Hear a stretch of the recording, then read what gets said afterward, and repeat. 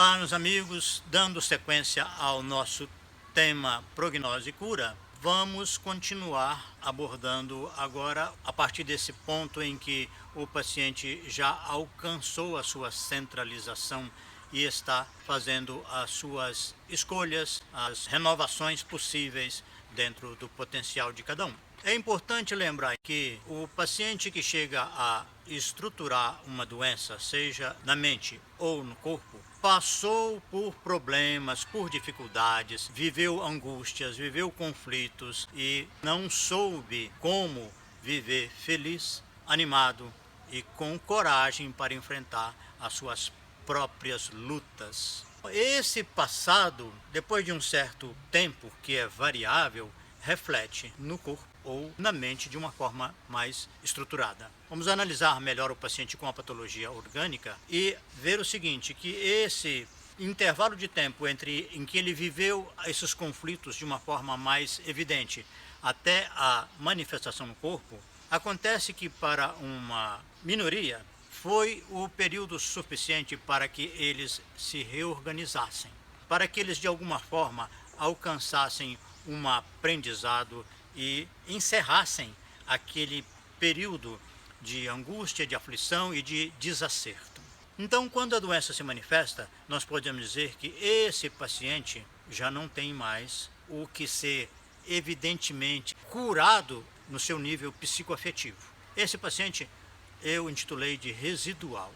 Ele tende a melhorar com quase todos os tratamentos que tenham uma capacidade de intervir na manifestação orgânica da sua doença. Porque o quadro de fundo já está arrumado.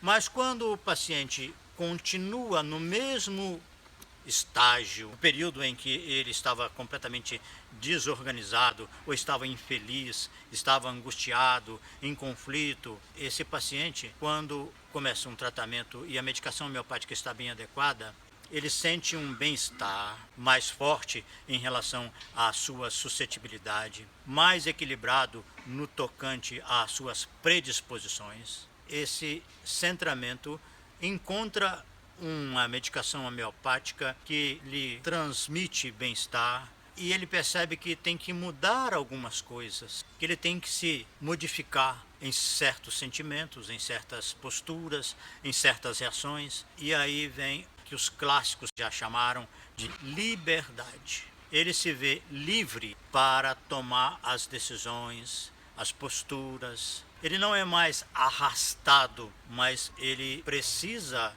ainda de um esforço, precisa de uma certa contenção, de vigilância, para que o meio não o atinja e para que ele consiga persistir nesse novo estado. Esse paciente, quando não faz esse procedimento, quando ele não aproveita o efeito do medicamento para renovar algumas coisas e se empenhar na manutenção de um novo equilíbrio, o quadro anterior tende a reaparecer e com isso surge uma supressão, ou seja, o paciente tende a ter uma melhora só da doença orgânica, mas persiste no seu estado emocional anterior. Isso é que define bem o que é supressão na literatura homeopática. Ainda temos uma outra trajetória, que é a terceira e última. O primeiro eu denominei de paciente residual, o segundo de paciente estável, aquele que a doença persiste inalterada quando a medicação homeopática é adequada, e um último, que é o tipo chamado progressivo, em que a doença que se manifesta agora não só é consequência do quadro psicoafetivo, como esse quadro está piorando ao longo do tempo.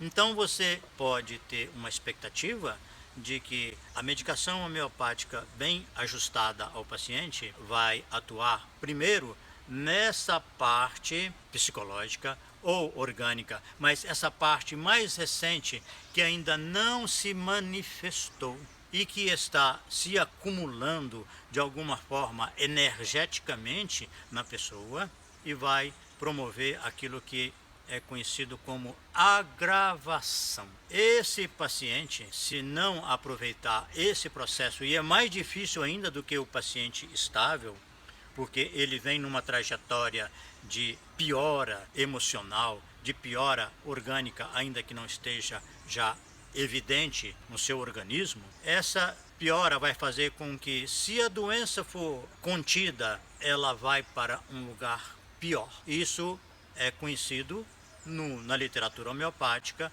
por supressão com metástase mórbida.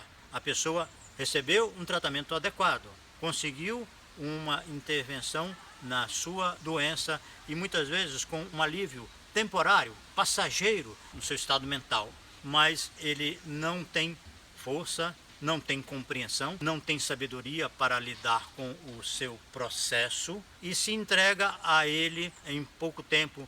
E muitas vezes tem um discurso que é sintomático. Ele volta para as consultas posteriores ao bom medicamento, reforçando os seus argumentos para agir daquela maneira que ele costumava agir, e é uma maneira pouco saudável. É, na verdade, uma maneira patológica, doentia, desequilibrada, em que ele se faz de vítima e reage de uma maneira rude, de uma maneira intempestiva, exagerada em relação às suas sensações de sofrimento, de frustração, de tristeza. Esse sujeito que teve uma melhora passageira e volta com os argumentos defensivos de que ele precisa agir mesmo daquele jeito e ter aquelas atitudes, aquelas reações, tende a apresentar uma doença agora um pouco mais grave do que a outra que foi, de certa forma, curada, mas que não deu sequência.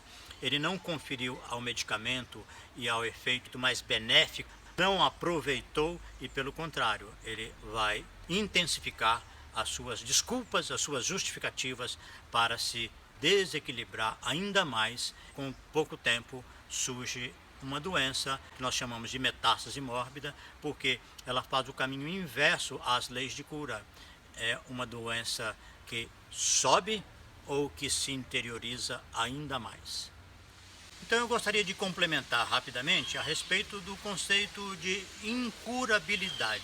O paciente que toma uma medicação homeopática adequada vive algumas experiências de liberdade em relação às circunstâncias, em relação às suas compulsões e, mesmo assim, ele não aproveita para fazer a mudança e mantê-la ao longo de um bom tempo, a fim de que ela se consolide e se torne um modo espontâneo de ser, esse paciente provavelmente não se cure. Não estou falando da patologia, mas de uma forma de ser muito rígida.